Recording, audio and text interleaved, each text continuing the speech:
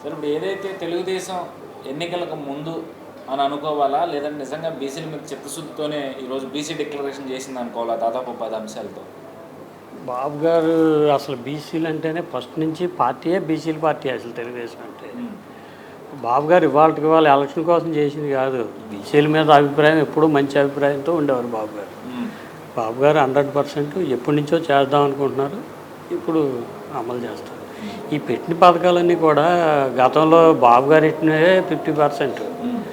పేర్లు మార్చి ఏదో పెట్టుకున్నారు కానీ వాళ్ళు బాబు గారు పెట్టిన బీసీలకి ఆ పథకాలన్నీ ఎప్పుడే.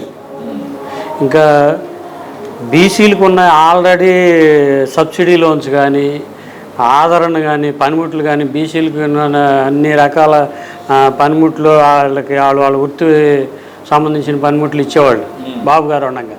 అవి తీసేశారు ఇంకా వీళ్ళు. బాబు గారు ఇవాళ బీసీ కదా, ఎప్పటి నుంచో బీసీ బాబు గారు. అంటే దాదాపు 10 అంశాలతో నిన్న ఏదైతే ఇది రిలీజ్ చేయడం జరిగింది, బీసీ రక్షణ చట్టం ఒకటి, లేదంటే పింఛన్ 50 ఏళ్ళు దాటిన వాళ్ళకి 5,000 పింఛన్ అని చెప్పి, ఇలా రకరకాల దాదాపు 10 అంశాలతో నిన్న బీసీలకు సంబంధించిన అంశాలను బయటపెట్టారు. అసలు ఎంతవరకు సాధ్యపడతాయి అంటారు ఇవన్నీ? సాధ్యపడతాయి, బాబు గారు చేయగలరు. ఎలా చేయగలరంటే సంపద సృష్టించి పథకాలు అమలు చేయగలరు బాబు గారు. అటు సంక్షేమం చేస్తాడు, ఇటు అభివృద్ధి చేస్తాడు. బాబు గారి వల్లే అవుద్ది అది. ఇలాంటి తొగ్గులకు వల్ల అవ్వదు అది. తొగ్గులకు వల్ల అయ్యేది ఏంటంటే, ఇప్పుడు సెక్రటరీ అమ్మేసాడు, తాకట్టు పెట్టాడు, అసెంబ్లీ పెడతాడు రేపు. ఆల్రెడీ వైజాగ్లో కలెక్టరేట్లు ఇవన్నీ ఎప్పుడో పెట్టేశాడు. నాకు తెలిసి ఇంకా బయటపడే ఇంకా చాలా ఉన్నాయి అనుకుంటా. అన్నీ పెట్టేసే ఉంటారు దరిదాపు, ఏం ఉండవు. ఇంకేమన్నా మిగిలితే హైకోర్టు ఏమన్నా మిగిలిందేమో బహుశా. రేపు కట్టిన అంబేద్కర్ ఈ గ్రౌండ్ ఉంది కదా, బహుశా అది కూడా పెట్టేసే కట్టాడేమో అనుకుంటాం మేమైతే. దాని మీద ఆల్రెడీ ఏదో బ్యాంకు అప్పు తెచ్చి ఏదో బ్యాంకులో తాకట్టు పెట్టి ఆ సైట్ని కట్టుంటాడేమో కన్స్ట్రక్షన్ కింద అనుకుంటున్నాను నేనైతే. సరే, మరి అసలు బీసీలు నమ్ముతారంటారా? ఇప్పుడు చంద్రబాబు నాయుడు గారు ఏదైతే డిక్లరేషన్ ఇచ్చారో దీన్ని బీసీలు నమ్ముతారా? నమ్ముతారు కూడా, 100% నమ్ముతారు. బాబు గారిని నమ్ముతారు బీసీలు, బాబు గారిని నమ్ముతారు 100%. బాబు గారు చేసి తీరుతాడండి. బాబు గారి వల్లే అవుద్ది అది, ఎవరి వల్ల కాదు.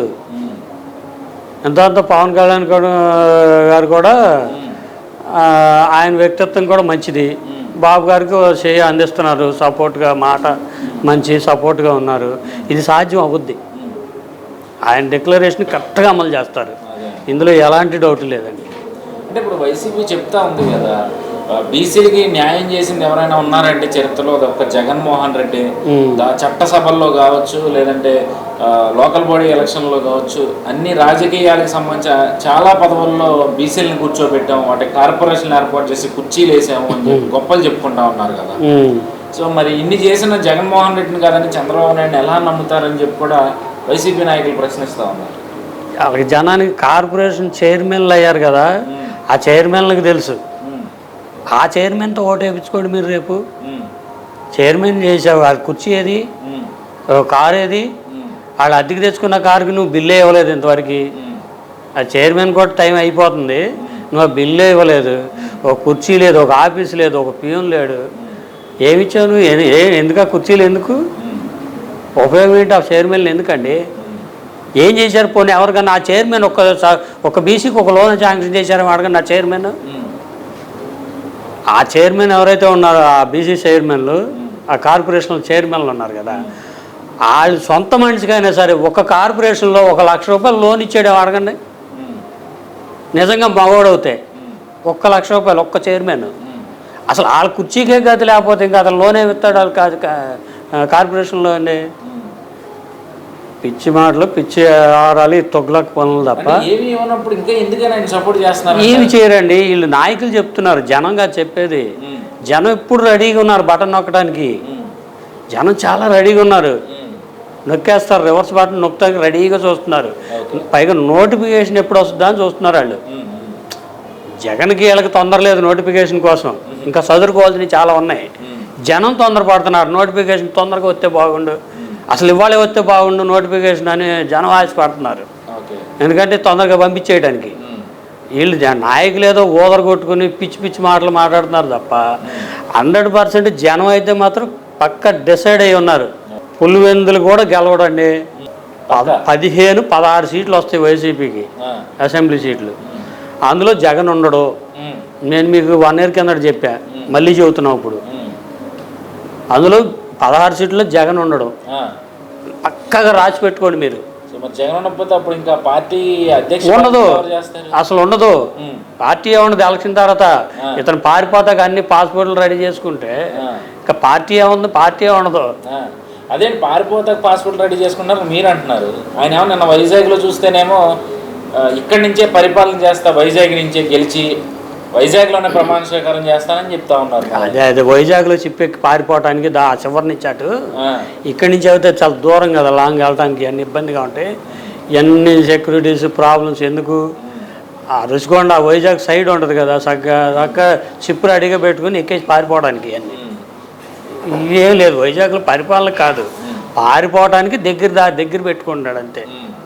ఇప్పుడు సచివాలయాన్ని తాకట్టు పెట్టారు. ఇప్పుడు వైజాగ్లోనేమో రుషికొండలో ఏం కట్టారో జనాలని రానివ్వని పరిస్థితి. రానివ్వరు. అయినా సరే వైజాగ్ ప్రజలు నమ్ముతారా? వైజాగ్ ప్రజలు అసలు ఎప్పుడు వద్దు అంటున్నారండి. అక్కడ ఆల్రెడీ మాకు డెవలప్ అయింది, ఉన్న పరిశ్రమలు బాబు గారు పెట్టినయే నువ్వు తీసేసావు, నువ్వు వచ్చి మాకు పెట్టేది ఏంటి? 5 ఏళ్లలో పెట్టి వచ్చిందే ఉంది. నువ్వు ఒక పరిశ్రమ లేదు, ఉన్న వాటిని పోగొట్టినాడు. నువ్వు మాకేం ఉద్యోగాలు ఇస్తావు?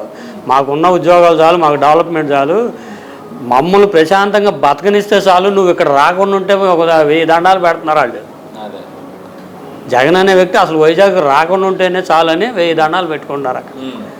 సో మరి ఇన్ని అంశాలు చేస్తూ ఉన్నా తాకట్టు పెట్టిన సచివాలయాన్ని రాజ్యాంగంలో ఏమన్నా రాసుందా, లేదా చంద్రబాబు చెప్పి పెట్టాలా అని చెప్పి కొడాలి నాని లాంటి వాళ్ళు ఆడి గురించి ఏం మాట్లాడుకుంటాం బాసు, పనికి మాల లేదవా. ఏదైనా సంవత్సరాల గురించి అయితే మాట్లాడుకోవాలి, కానీ అట్లాంటి పనికి మాల లేదవ గురించి మాట్లాడుకోవడం అసలు టైం వేస్ట్ మనకి. అంతే అంటారా? చిచ్చి, వరస్ట్ పిల్లల గురించి అనవసరం సార్. మన నోట్లో ఉన్న కాస్త కూర్చో మన విలువ కూడా పోద్ది. మనం చిన్నోళ్ళమే కాదంటలేదు, అట్లాంటి యాదవుల గురించి మాట్లాడితే మన విలువ పోద్ది.